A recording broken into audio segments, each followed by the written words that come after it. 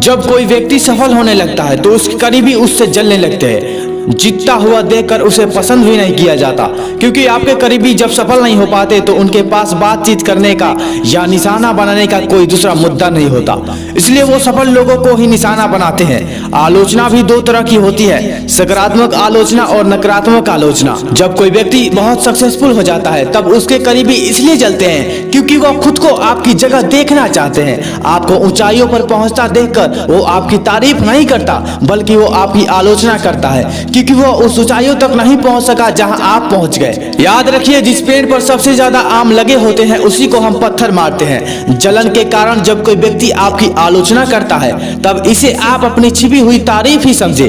वो खुद को आपकी जगह नहीं देख पा रहा है, इसलिए दुखी होते हुए आपके बारे में निःशुल्क गलत प्रचार कर रहा है। इन सब बातों को आप कभी माइंड से मत ले और जैसे आगे बढ़ रहे हैं वैसे ही बढ़ते जाए।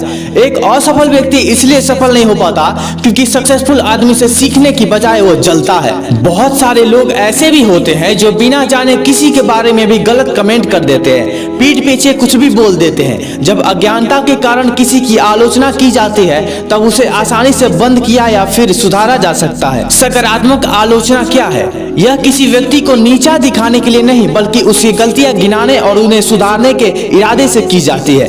हमें किसी व्यक्ति की आलोचना नहीं करनी चाहिए क्योंकि हम इससे उसके स्वाभिमान को ठेस पहुंचा सकते हैं, बल्कि इसके बजाय उसके व्यवहार की आलोचना की जा सकती है। जब आप किसी की आलोचना करते हैं और उस वक्त आपको बहुत मजा आ रहा होता है, तब समझ जाए कि आप सामने वाले के दिल को चोट पहुंचा रहे हैं। आलोचना करने में आलोचक को जब मजा आने लगे तब उसे आलोचना रोक देनी चाहिए। जब कोई हमारी सही आलोचना करता है तो यह हमारे लिए फायदेमंद साबित हो सकता है, क्योंकि इसे हम एक अच्छी सलाह के रूप में कबूल कर सकते हैं। इस दुनिया में महान से महान व्यक्ति की भी आलोचना हुई है, इससे हमें डरने या घबराने की जरूरत नहीं है। कई बार जो लोग आपकी मदद कर रहे होते हैं आपको सफल होता देख अपने हाथ खींच लेते हैं और वही लोग आपके दुश्मन बन जाते हैं। व्यवहार में आया यह अचानक बदलाव जलन के कारण होता है। आलोचना हमेशा अकेले में कीजिए, क्योंकि दूसरों के सामने आलोचना करना अपमानजनक साबित हो सकता है। अकेले में आलोचना करने से दोस्ती की भावनाएं बरकरार रहती है। व्यक्ति की नहीं, काम की आलोचना करें। जब आप किसी व्यक्ति की आलोचना करते हैं तब आप उसके स्वाभिमान को ठेस पहुंचा रहे होते हैं, लेकिन उसके काम की आलोचना करके आप उसे बता रहे होते हैं कि वो अपने काम में कैसे सुधार कर सकता है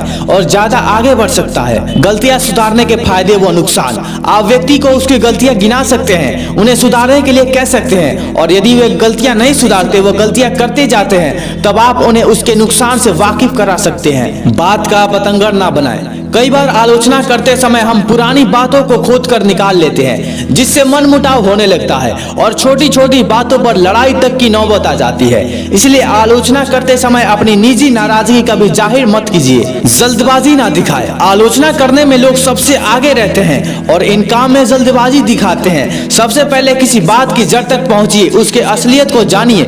बिना सोचे समझे हम अपनी राय रख सकते हैं, लेकिन गलत तथ्यों के बेस पर ही आप राय बनाने का हक नहीं रखते।